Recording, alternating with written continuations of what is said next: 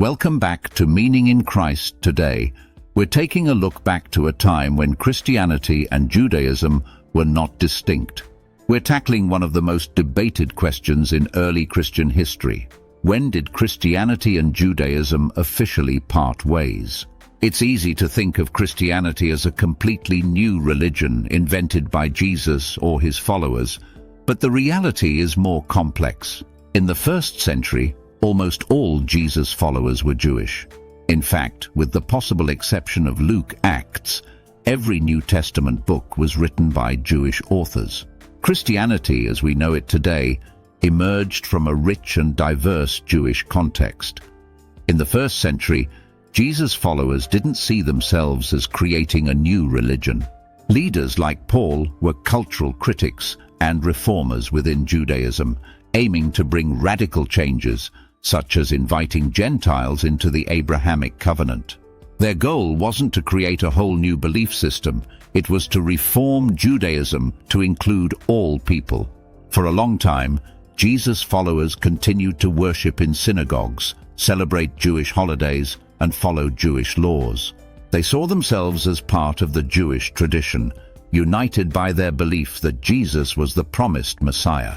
By the 2nd century, Roman authors began referencing a group called Christians, and the Greek word Christianismos, which we translate as Christianity. One of the first uses of this term was by the church father Ignatius around 116 CE. He contrasted Christianismos with Judaismos, saying, "It is better to hear Christianismos from a man who is circumcised than Judaismos from one who is uncircumcised." At first glance, it seems like Ignatius is describing two distinct religions. However, Daniel Boyarin, a leading scholar on early Christianity and Judaism, argues that terms like Christianismos didn't mean what we think of as Christianity today. Ignatius wasn't debating religious identity as we understand it today, but rather defining who was in or out of the Jesus-following movement based on beliefs and practices. Imagine a Jewish man in Antioch. He was born into a Jewish family, attends synagogue, celebrates Jewish holidays, and keeps kosher. Oh, and he also believes Jesus is the Messiah. So, is he Jewish or Christian? By modern standards, you might call him a Christian. But in antiquity, religious identity was based as much on practice as it was belief. This man would have been considered Jewish by his community because he lived like one.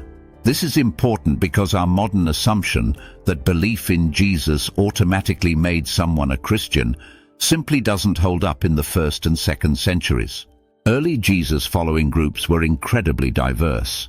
The Ebionites saw Jesus as the Messiah, but rejected his divinity and insisted on following Jewish law.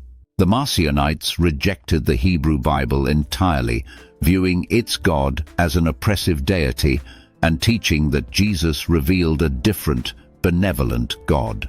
Interestingly, the Ebionites had more in common with traditional Jewish groups than they did with other Jesus followers like the Marcionites. This diversity shows that the line between Judaism and Christianity was blurry for a long time. Separation didn't happen overnight. Instead, it was a gradual process that varied by location and community. Some Jesus-following groups maintained close ties with Jewish communities well into the 4th, 5th, and even 6th centuries. Later, church authorities like John Chrysostom denounced Christians who associated with Jews, and laws like the Theodosian Code tried to enforce a strict division. But Christians and Jews often shared communities, practices, and even families. This coexistence demonstrates that the idea of a clean break between Judaism and Christianity is a myth. The parting of ways was more of a slow partitioning, driven by theological debates and social pressures rather than a single event or decree. By understanding this complexity, we can appreciate the rich diversity of early Christianity and its deep roots in Judaism. If you found this video meaningful, don't forget to like, share, and subscribe. And be sure to check out my other videos. For those interested in diving deeper into topics like these, check out the link in the description, where you'll find ebooks that explore these subjects in more detail and help support the channel.